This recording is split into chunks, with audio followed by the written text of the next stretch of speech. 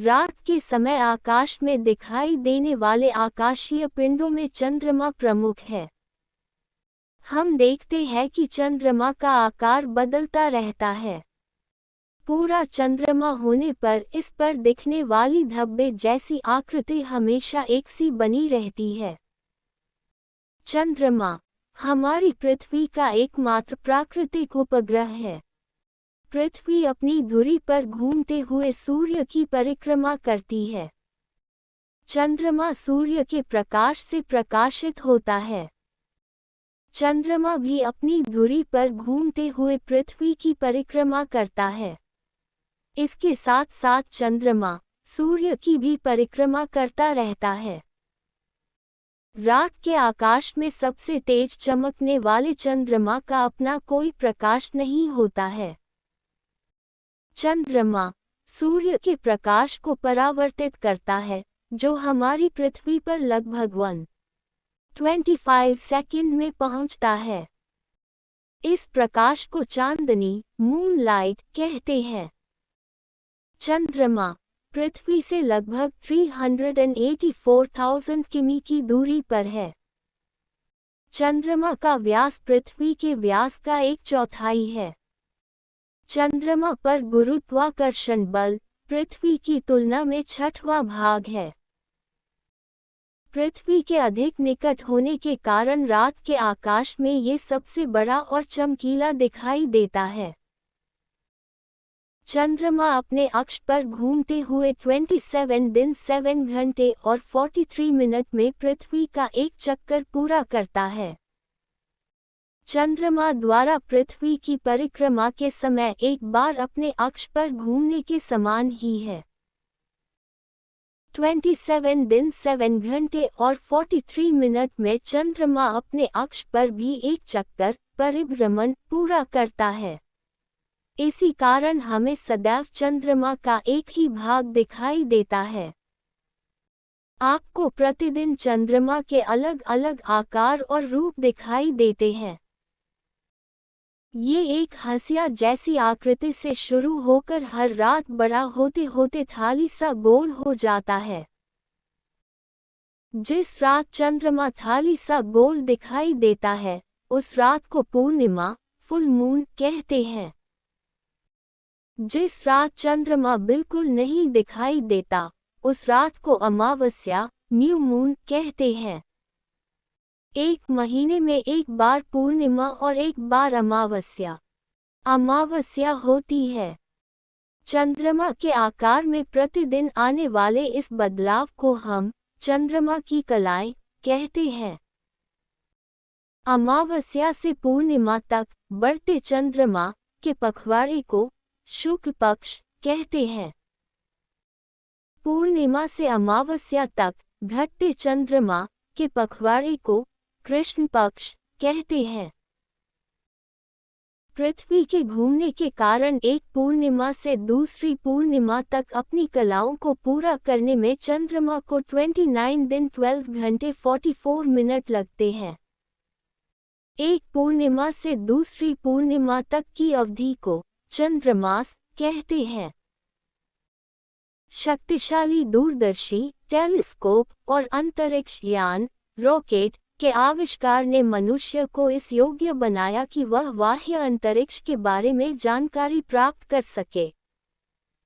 पूर्व सोवियत संघ वर्तमान रूस के यूरी गागरिन प्रथम व्यक्ति थे जिन्होंने अंतरिक्ष में यात्रा की।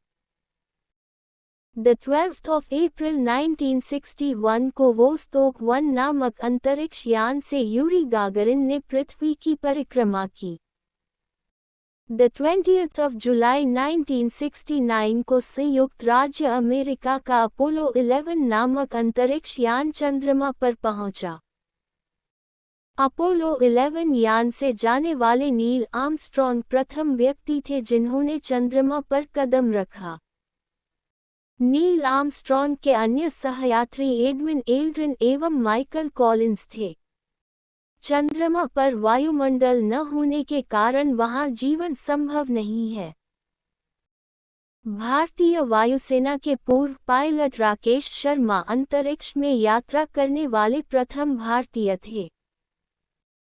राकेश शर्मा 2 अप्रैल 1984 को सोवियत संघ के अंतरिक्ष यान सोयूज T-11 से अंतरिक्ष की यात्रा की।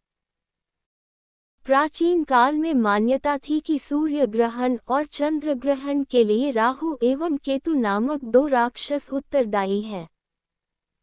सूर्य ग्रहण के समय राहु सूर्य को तथा चंद्र ग्रहण के समय केतु चंद्रमा को निगल लेता है।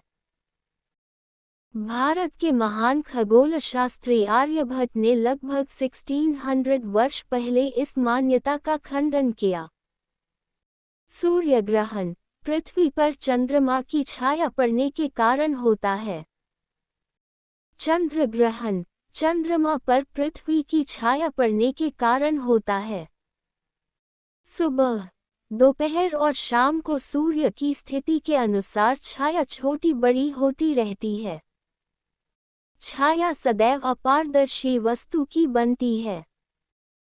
जब सूर्य, पृथ्वी और चंद्रमा एक सीधी रेखा में होते हैं तब ये स्थिति सिजिगी कहलाती है। सिजिगी 2 प्रकार की होती है, युति एवं वियुति। पृथ्वी जब सूर्य और पृथ्वी के बीच चंद्रमा आ जाता है तो इस स्थिति को युति कंजंक्शन कहते हैं। यह अमावस्या को होती है। युति में चंद्रमा की छाया पृथ्वी पर पड़ती है जिससे सूर्य ग्रहण होता है। जब सूर्य और चंद्रमा के बीच पृथ्वी आ जाती है तो उस स्थिति को वियुति ऑपोजिशन कहते हैं। ये पूर्णिमा को होती है। वियुति में पृथ्वी की छाया चंद्रमा पर पड़ती है जिससे चंद्र ग्रहण होता है। सूर्य ग्रहण के समय सूर्य से खतरनाक किरणें निकलती हैं। ये किरणें हमारी आँखों के लिए हानिकारक है और हमें अंधा भी बना सकती हैं। इसलिए सूर्य ग्रहण को नंगी आँखों से नहीं देखना चाहिए बल्कि इसे वैज्ञानिकों द्वारा निर्धारित विशेष चश्मे से ही देखना चाहिए। मानव द्वारा भी उपग्रह बनाए गए हैं जो पृथ्वी की परिक्रमा करते हैं। इन्हें मानव निर्मित उपग्रह कहा जाता है। भारत ने आर्यभट्ट, एजुसेट और ओशनसेट नामक उपग्रह बनाए हैं। अमावस्या को सूर्य ग्रहण और पूर्णिमा को चंद्र ग्रहण होता है। प्रत्येक अमावस्या को सूर्य ग्रहण एवं प्रत्येक पूर्णिमा को चंद्र ग्रहण क्यों नहीं होता है? जिन वस्तुओं के आर पार प्रकाश न जा सके उन्हें अपारदर्शी वस्तु कहते हैं। पृथ्वी अपने अक्ष पर 23 झुकी हुई है। चंद्रमा का कक्षा तल पृथ्वी के कक्षा तल से लगभग 5 डिग्रीज का कोण बनाता है। इस कारण पृथ्वी के चारों ओर परिक्रमा करते समय चंद्रमा 28 डिग्रीज उत्तरी अक्षांश से लेकर 28 डिग्रीज दक्षिणी अक्षांश के मध्य दिखाई देता है। इस कारण हर अमावस्या को चंद्रमा की छाया पृथ्वी पर नहीं पड़ती। अतः हर अमावस्या को सूर्य ग्रहण नहीं होता है। इसी प्रकार हर पूर्णिमा को पृथ्वी की छाया चंद्रमा पर नहीं पड़ती। अतः हर पूर्णिमा को चंद्र ग्रहण नहीं होता है।